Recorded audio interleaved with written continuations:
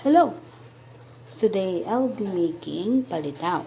So in palitaw, here's what you need. Of course, first and foremost, we will need glutinous rice flour. This size or 500 grams is worth 45 pesos in the market. And then we will have the niyog, the white part. And for this much worth is 25 pesos. And this in the little packets are the sesame seeds. Each packet costs 5 pesos. And then of course, sugar.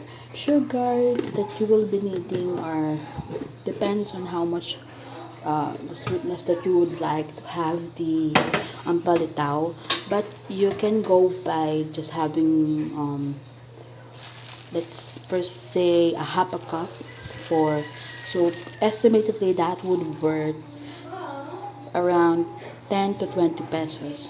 Okay, so let's get started.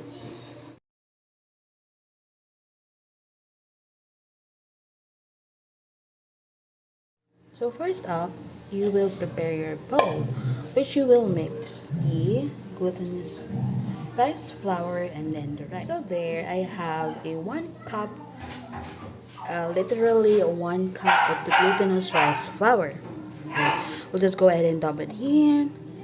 I don't have like the standard measuring cup, but we're Asians, so we just go by doing this. But the consistent that we need is kind of chewable but not so hard texture of the dough, which we should be seeing later on. I'm just going to get the water rather. Okay, so here we have the 1 cup of water.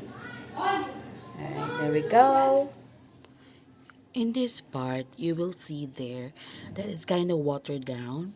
So I had to add another cup. So at this point in the bowl, what I have was 2 cups of water and then 2 cups of rice flour. So I had to add another 2 cups of the rice flour to even out the recipe or the proportions to make the dough of the palitaw. So and then I'll just go ahead and mix it all in. It's really sticky, guys. So there you go. See, I'm poking it and trying to see if I can have it kneaded using my hand later on. So in this part, I have 2 cups of water, 4 cups of glutinous rice flour mixed in. So right now, it's already forming a dough shape, a dough like consistency and a bit dry. So later on, I will add a bit or like a half a cup of water to my liking and then knead it all in using my hand. So in the meantime that you're doing the batter, maybe along 5 minutes before you feel like that you will finish the batter, or rather the dough, you go and then heat up um, water enough to boil, to throw this off like piece by piece and boil. So how much is I will show here on the screen. So here, as you can see, you will need a 1 pot of water to boil and deep enough to throw the dough later on. So in this part, the dough are pretty much done and it's kind of still sticking on my hand, as you can see. So what you'll have to do here is to wash your hand and thoroughly wet it so that you can avoid it being always sticking on your hands as you form that dough later on. As such, I have wetted my hand and then I'm going to take the rice flour and put it on the plate so that when I put it there, uh, it will not stick to the surface of the plate. Okay, just shake it up a bit, and then we will go ahead and take a piece of that. You just have to estimate, but you can go bigger than what I took from the dough. So as you can see, I'm really rolling it up and it's really sticking to my hand. So imagine not wetting your hand before doing this. But despite that, my dough is still kind of wet right now. So what I did later on was add more flour and then take a piece again, and then you can see that it's kind of forming up well right now. And then I had this plan to use the back of the saddle that I have as to flatten it up on the plate, but this did backfire to me because as you can see later on that it's sticking at the back of the spoon, so that much is also a fail. So what I did there is just roll it up again and then roll it up and then just put it on the plate and then just flatten it up using my fingers slowly, and then also kind of putting a powder on my fingers to avoid it. And then at that you will have that byproduct, which then we will go ahead and put in a boiling pot with the water, and then we'll just wait for it to rise up to the top.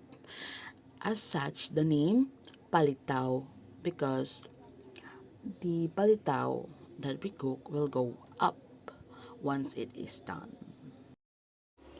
As we wait for the other one to go up, we will make another piece which I have already rolled and then flattened up, and then went ahead and dump it all at the pot, and then I'm going to roll another one. Okay, roll, roll, roll, and then just flatten it up right there. So you will notice later that it is broken there. So what I just did, instead of throwing it up right there, oh never mind, I throwed it up. No, as you can see on the shadows, I was rolling it up again.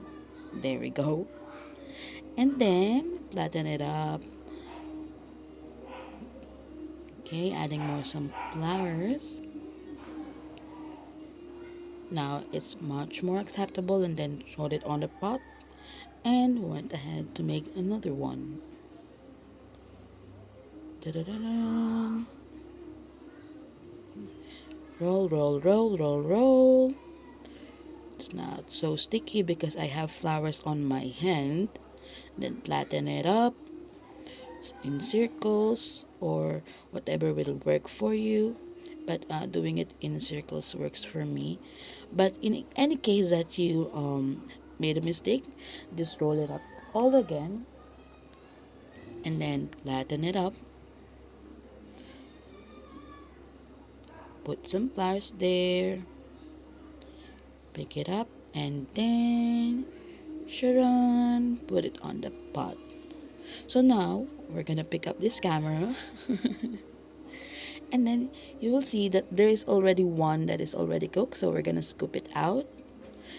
So that's the one earlier that we placed, but since we kind of waited it out there to cook, it kind of broken down a bit.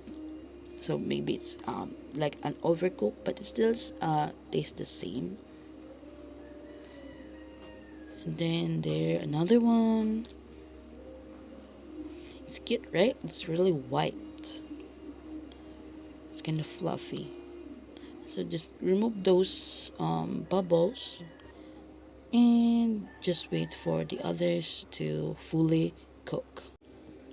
So as we wait for the dough to cool down, we will go ahead and proceed with roasting the sesame seed.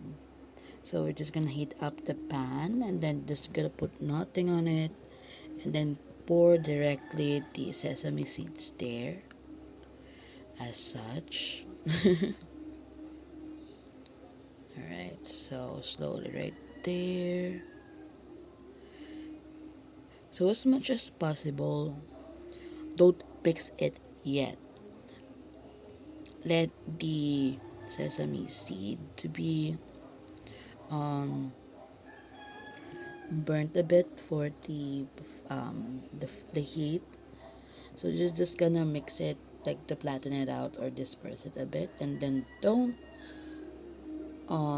mix it yet. You're just gonna have to wait for a few minutes, like 1 to 2 minutes, before you proceed with mixing it all in. Alright. Okay, and then you will notice there's gonna be brown stuff right there. Then that's the time that you will go ahead and mix it all in slowly,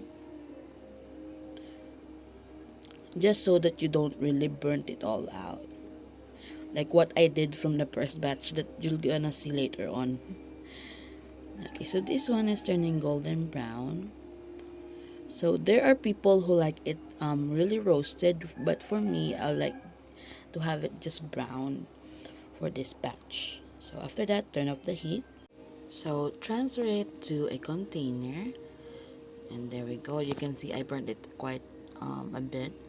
Then you'll just add another coconut or the niyog there, the shredded niyog, just to prepare it when we are going to mix it all in.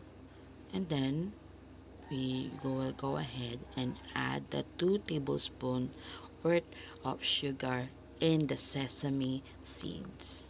Alright, you can add more if you'd like, but I prefer it just to be less sweet, and just 2 tablespoons. So just gonna mix it all in right there.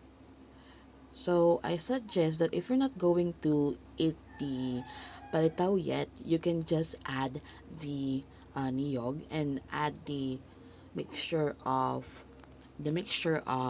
sesame and sugar later on. But as of now, as we're going to eat it right away, we're gonna go ahead and add the niyogs, and then add the sesame seeds and sugar mixture. Alright, there we go. And that is pretty much it. So after doing that, you will end up with that and split it up.